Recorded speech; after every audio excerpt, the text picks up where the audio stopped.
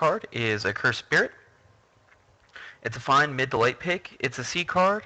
It's 3 in the black for Intimidate with a 3/2. Again, pick it up mid to late. It's not great, but it can win some games later on down the road. Altar's Reap. It's 1 in the black as an additional casting cost. Additional cost to cast Altar's Reap. Sacrifice a creature, draw 2 cards. It's fine in the right deck. Otherwise, it's not that great. It's a D card. Artificer's Hex. This card I'm really excited about for standard play and constructed play, but not so much for limited. It's a fine sideboard card, but it lets you basically deal with any equipment on the battlefield for 1 mana. Blightcaster. This guy's right in the right deck. He's amazing. He's solid removal. If you're playing a lot of enchantments, this guy's great. Otherwise, it's just plain blah. If you're in the enchantment deck, pick this guy really, really high, as you probably won't come back around. If you're not in the enchantment deck, I'd probably let this guy go by me. Blood Baron. This card's great. It has great artwork. It's a solid creature. It's a 2/2 for 2 or for 2/2 for 3 with the ability to pump it. It has great flavor text. It has great artwork. It's a C card. Pick it up in the middle of the pack. Bogbrewed Witch. This guy's really, really strong in the right deck. However, I'd still pick decent removal or a bomb above it. It's 4 mana, 3 in a black, and you can search your library for a card named Festering Newt or Bubbling Cauldron and put them onto the battlefield tap and shuffle your library. It's a 1/3, so it's easily destructible. Keep all that in mind when you're looking at this guy. Child of the Night. It's a 2/1 for 2 with lifelink. It's really good ability. It's a C card. If you don't have a strong pack, I'd pick it pretty high. Corpse Hauler. This guy's really, really good in draft because of the ability. It's a 2/1 for 2. While the last one we looked at was a C, this one's a B because of the ability. The fact that you can return another creature card from your graveyard to your hand just by sacrificing him. Really, really solid. You can go get your bomb late in the draft just for this guy. This is one of those ones that you might want to hold in your hand till a little later on and not play him out super early. Corrupt, one of the better removal spells in black. However, you have to go heavy black to use it. So keep that in mind because it deals damage based on swamps to creature or player, and you gain life that way. It's an A card, though. It's solid. Dark Favor. This one's one of those ones it's kind of a trap. You're basically want to do this when they're tapped out and you have a clear swing. Go ahead and equip it, or enchant it, I'm sorry. They're going to lose a life, you're going to swing big, and your creature's probably going to die the next turn. So just keep that in mind. Dark Prophecy. It's a trap. Don't pick this card. Even though I rated it a C, don't pick this card. It's really, really heavy black reliant, and it might kill you. So just let it go. Let a rare drafter pick it up. Death Gaze, Cockatrice. It's fine. It's disappointing from what we have had. Vampire Nighthawk was an A card. This is a C card. It's 4 for a 2/2. It's got Flying and Death Touch. Good abilities. It's fine. It's not exciting. Pick it up in the middle. Diabolic Tutor is a great card for limited. It's a lot more limited playable than it is constructed playable. You get to search your card for whatever card you want and put it in your hand. Go get your bomb, go get your planeswalker, go get your removal, go get whatever you need to deal with the board in the way it is right now. It's a very good card, but pick a bomb or removal over it. Doomblade is one of the best removals in the set. 1 in a black, destroy target non-black creature. Very, very solid card. Very, very playable in limited, very, very playable in constructed. Pick them up high. Duress is better in constructed than it is in limited, just because the amount of instants and sorceries. You can get a planeswalker with it. It can be an all-star. It can be an A card. However, most of the time it's going to be a C to a D card. And so draft it that way.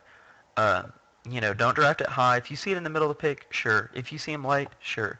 But don't draft them really high.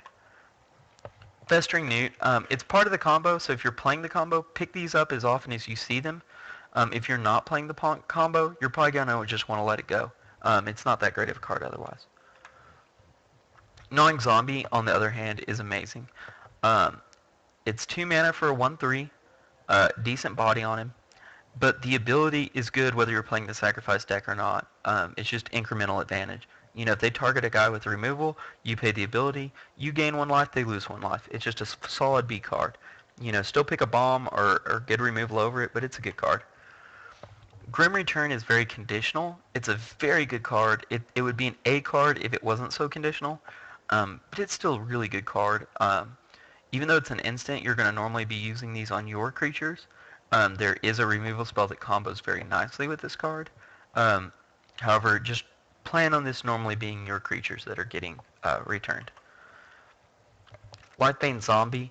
Uh, 1 black, Intimidate.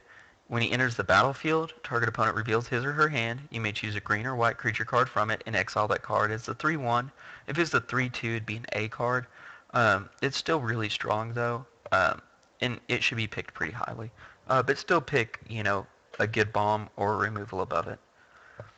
Liliana of the Dark Realms is an excellent card. It's a reprint. It has good abilities. You can mana fix. You can kill creatures. You can get a lot of mana. You know, it's just a solid card. Pick it high. Just know that if you pick this card, you're playing black. There's no ifs, ands, or buts about it. You have to play black. Liliana's Reaver. This guy is an absolute beast. He's a workhorse. He does everything you want him to do in draft. 2 black, Death Touch. It's the second ability that's amazing. When he deals damage to a player, that player discards a card, and you get a 2/2 black zombie creature token into the battlefield tapped. It's a 4/3. He's got Death Touch, so they're not going to want to block him. You know, there's not a whole lot of guys that can kill this card, and they're basically having to trade a bomb to keep you down. This is a high pick. 99.9% of the time, you're going to want to draft this guy if you see him. Even if it's pack 3, pick 1, you're going to want to pick this guy up. He's that good. He's just an all-star. That card advantage, because they're losing a card and you're getting a zombie, is just huge. It doesn't take long for that to blow out a game out of control. Lethargy of Blood. This is the card I was talking about that combos well with Grim Return. Destroy target creature, add black to your mana pool. It's 3 and double black. It's good. It is splashable. You know, double black is not unheard of in a splash. Even though it's kind of expensive, it's a really good card. You should pick it up high. Mark of the Vampire. Of the 4-mana enchant creature cycle, this is probably the strongest for limited play. The enchanted creature gets +2/+2 and has lifelink. Again, this is going to be one of those ones where you're going to want them to be tapped out and not have an answer for it. Put on your creature, swing with it. It's probably going to die afterwards. But that huge swing makes all the difference in the world, because not only are you damaging them high, but you're also gaining life off of it. It's a B pick. Mind Rock. It's a strong ability, paying 3 mana for them to lose 2 cards. However, late in the game, it's a dead card. So pick it accordingly. You know, if you see one and you pick it as a mid pick, and you see one again late pick, you might pick up the second one, but you probably only want one, maybe 2 in these in your deck. Minotaur Abomination. This guy is an abomination. He's 4 black. He's a 4/6. He's just a blah expensive filler. You know, if you see him late, you're probably going to pick him because he's in your colors, but other than that, don't touch him. Nightmare. This card is really good, but it comes with a cost. You have to go heavy black, just like with Corrupt. But he will win you some games. If you're not heavy black, when you see this guy, you're probably going to want to pass him. He's a B card just because of the fact you have to go heavy black. His power and toughness are equal to the number of swamps you control. He is a flyer. He can get really absurd. You know, a 6/6 flyer for 6 is ridiculously good and limited. However, he's probably going to be, you know, you're going to pay 6 for a 4/4 flyer, which still isn't bad. Just remember you had to change the way you build your deck if you play this card. Nightwing Shade. 4 and a black, it's a flyer. The ability is 1 and a black, and it gets +1/+1 until end of turn. This guy is good late game, but you don't want to see him early. He's not a Nintoku Shade. He's not that good. You know, he's not going to just, as soon as you get him, just be able to trounce all over your opponent. Pick him up late. You're probably only going to want to have one of these in your deck, if at all. But it's fine. Rise of the Dark Realms, on the other hand, is amazing. You know, in previous draft formats when Liliana's Best was around, you'd sit there and just protect vests and protect vests and protect vests and keep pumping and keep pumping and keep pumping just for the ultimate. Now you can do it at sorcery speed, which is awesome. It's an A card. You're almost never going to want to pass this. It's splashable, so you don't have to be dedicated purely to black to play this card. Just remember that. It's a really, really all-star in draft. Seguin Bond. This card's really good in life gain or enchantments. Otherwise, it's not that good at all. So keep that in mind. If you pick this card high, that you'd really have to play life gain around it. So that might deter you from picking it high at all. It's fine for a rare drafter to get this card. It's not that valuable. Sengir Vampire. This guy is an all-star in limited format. He's probably the best of the uncommon cycle of bomb creatures, just for the fact that he gets +1/+1 counters, and so he can really quickly get out of hand. Shadowborn Apostle. This might be a thing in constructed play. Don't let it be a thing in draft. It's really hard to get 6 cards in draft, much less get them all into play before you get your demon. So keep that in mind. It might be worth hate drafting if you see him really late, just to keep somebody else out of him. Shadowborn Demon. This guy's awesome. Just completely awesome. He destroys a creature. He's removal. And then he's a 5/6 flyer. And then at the beginning of your upkeep, if you have fewer than 6 creature cards in your graveyard, you have to sacrifice a creature. Not a big whoop. Worst case scenario, you have to sacrifice your little guys so you can have this giant, awesome demon destroying their faces.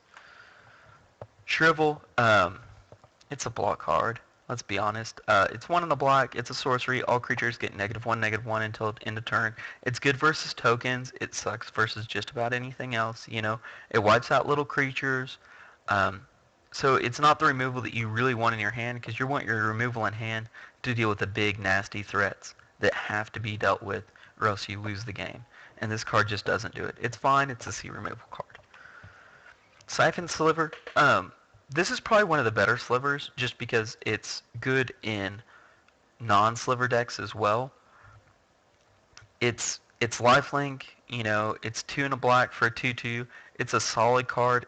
If you're not in slivers, it's almost worth picking up so the sliver deck doesn't get it. So that's worth keeping in mind too, but it's a solid B card. Tenacious Dead. He has good combo elements. However, the ability, when he dies, you may pay 1 in a black if you do return it to the battlefield tapped under its owner's control. That ability, when it dies, makes it slower in the combo deck, and it makes it a little less playable. If that was any time, he'd probably be a B card in this set. Otherwise, he's a C. Pick him up in the middle of the game. Undead Minotaur. The Minotaurs are just blah. It's 2/3 for 3. It's fine. It's got great artwork, but it's just fine. It's a D card. Vampire Warlord. Another combo piece. However, he's fine on his own, which is important to remember. His ability to sacrifice another creature and regenerate him. 4/2 regenerating, especially if you have a lot of creatures, is really, really strong. Keep feeding your lower level creatures to him. It's very fitting flavor-wise too, because he's a warlord. He's basically going to feast on your little guys so he can be strong. He can blow out a game very easily though. Vile Rebirth. This card is just amazing. I really like abilities like this, because for black, your game plan is to put creature cards in graveyards. That's black's game plan. And this card rewards you for executing your game plan. You get a 2/2 zombie creature token for 1 mana, which is really, really strong. He's a pretty high pick. I rate him a B. Ring Flesh. It's fine removal. It's not great removal. Just because its target creature gets -3, -1 until end of turn. If it was -3, -2, or -2, -2, it'd be a lot better. It'd be an A removal, but otherwise it's a B with the way it's written. Zathra Necromancer. This card's fine. He's playable. He's really good in combo. He's still playable outside of combo just because he triggers himself. So you're basically getting 2 creatures that are 2/2s for 2 in a black, and it can get even better. He's probably a B. I'd still pick a bigger bomb over him, but he can be really, really strong in the right deck. Until next time, we're going to cover red. What we learned in black was it has some really good removal. It has a decent combo deck, but otherwise it's pretty bland. I'd rate black the fourth best color in the set. You know, there's a lot of cards in here that you want to pick up, and there's a lot of cards that you just don't want to see. And I will see you guys next time. I'll have the next video up of red very, very soon.